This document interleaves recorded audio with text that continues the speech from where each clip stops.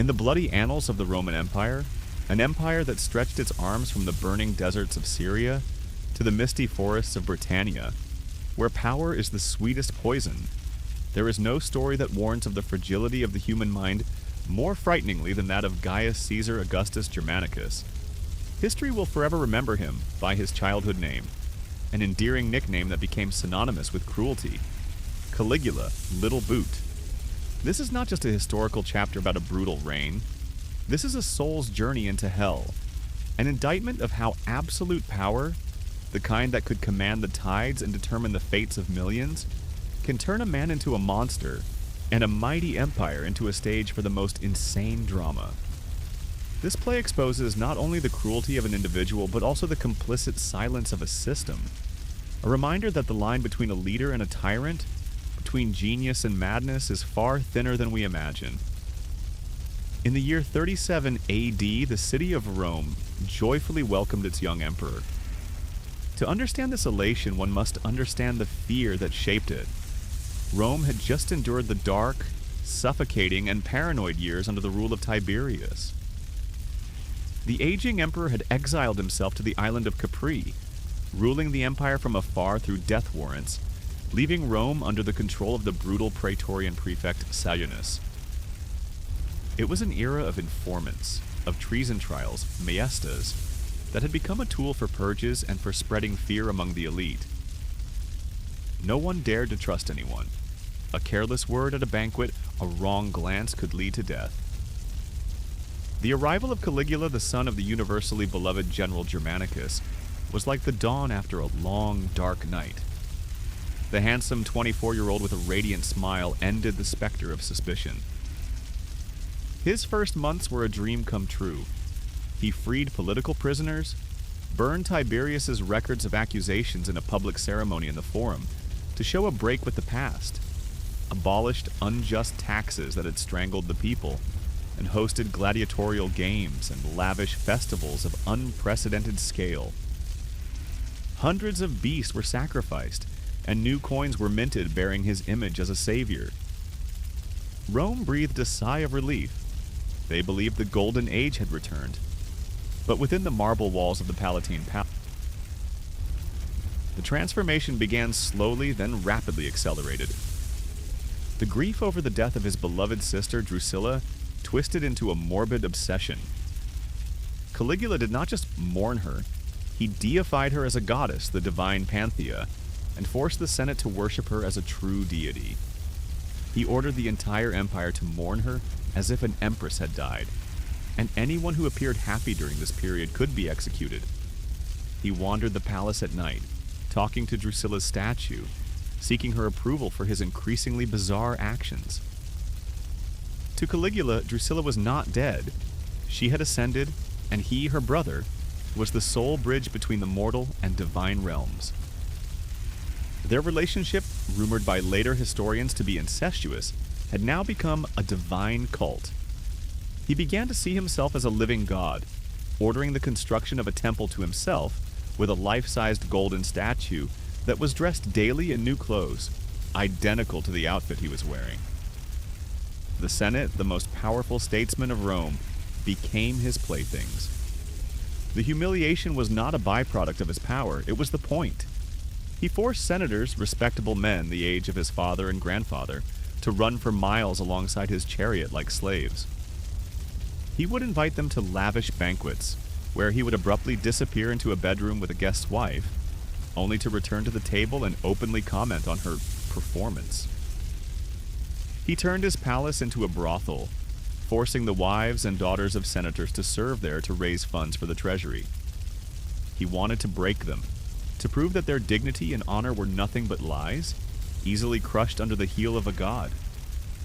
And then there was Incitatus, his beloved horse. It was not just an animal. To Caligula, Incitatus represented a purity that man could never possess.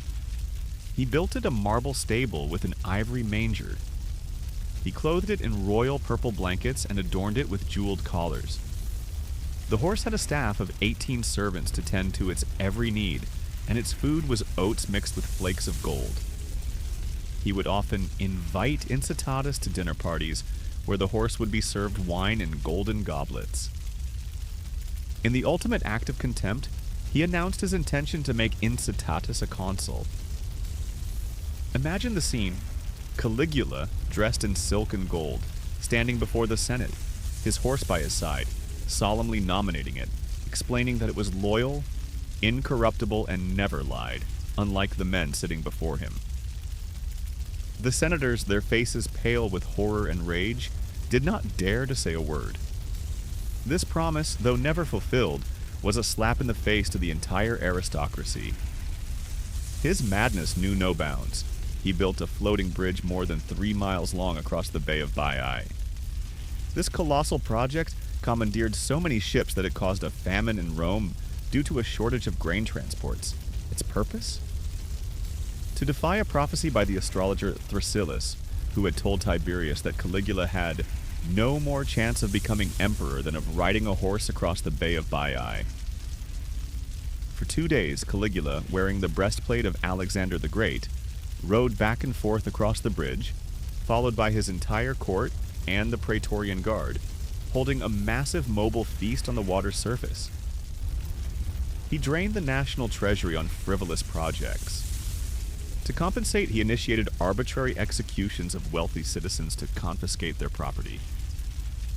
His meals were often entertained by scenes of torture and executions taking place right before him, the screams of the victims mingling with the music. In the year 40 AD, Caligula led his legions to the northern coast of Gaul, declaring an invasion of Britannia.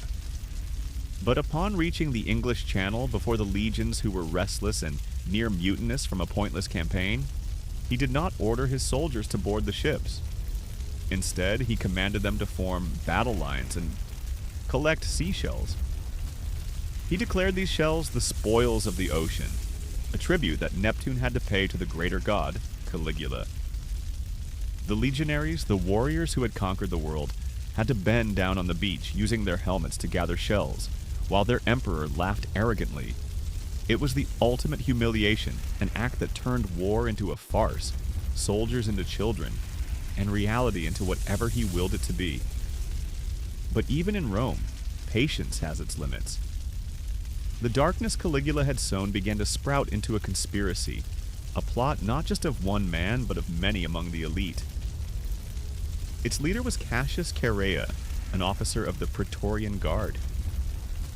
Every time Chaerea came to receive the daily password, Caligula would offer obscene or feminine words like Priapus or Venus, to the laughter of the other officers. For Chaerea, killing Caligula was no longer a political act. It was the restoration of personal honor. But he was not alone. Other powerful figures like Marcus Aemilius Lepidus, Caligula's former brother-in-law, also joined out of fear for their own lives. On January 24th, 41 AD, during the Palatine Games, the plot was set in motion. In a covered passageway beneath the theater, a narrow, dimly lit cryptoporticus, as Caligula was returning to the palace, Chaerea approached him. "What is the password for today, Caesar?" Chaerea asked, his hand on the hilt of his sword. Caligula smirked and replied with a familiar taunt. Those were his last words. Chaerea drew his sword and shouted, "Take this!" The first blade struck Caligula's neck and shoulder. The emperor turned, stunned and crying out, "I am still alive!" Component placement. But before he could react, the other conspirators swarmed him. They stabbed him repeatedly, a rain of hatred descending upon the self-proclaimed god's body. It is said he was stabbed more than 30 times. Shortly thereafter, his wife, Melonia Caesonia, and their young daughter, Julia Drusilla, were also brutally murdered. The baby was smashed against a wall to ensure the tyrant's bloodline was extinguished. When they were finished, Caligula's body lay crumpled on the cold stone floor. The god was dead. The play was over. Chaos engulfed Rome. His loyal German guard went on a rampage, killing several innocent senators and bystanders. The Senate hastily convened at the Capitol, declaring the tyrant dead and eloquently debating the restoration of the Republic. But while they debated, history took a different, tragicomic turn. A guardsman named Gratus, while looting the palace, happened to find Caligula's uncle Claudius, trembling behind a curtain, believing he would be next to be killed. Instead of murdering him, the soldier and his comrades, almost as a joke, dragged Claudius out and hailed the stammering man, long considered a feeble-minded cripple, as the new emperor. The Praetorian Guard had realized that they, not the Senate, were the emperor makers. The cycle of autocratic power continued. The story of Caligula is not just about a madman. It is about a system that gave one man the power of a god, and then watched in horror as he truly came to believe it. The terror of his reign lay not only in his cruelty, but in the complicit silence of those around him, who chose survival over honor. They laughed at his jokes, obeyed his absurd commands, and hoped the monster would devour someone else before it came for them. The ghost of Caligula does not haunt the corridors of the Palatine Palace. It haunts the very corridors of power in every era. It is a reminder that the line between a leader and a tyrant, between genius and insanity, is thinner than we imagine. And when a society grants an individual limitless power, they are not only risking their freedom, but their very soul.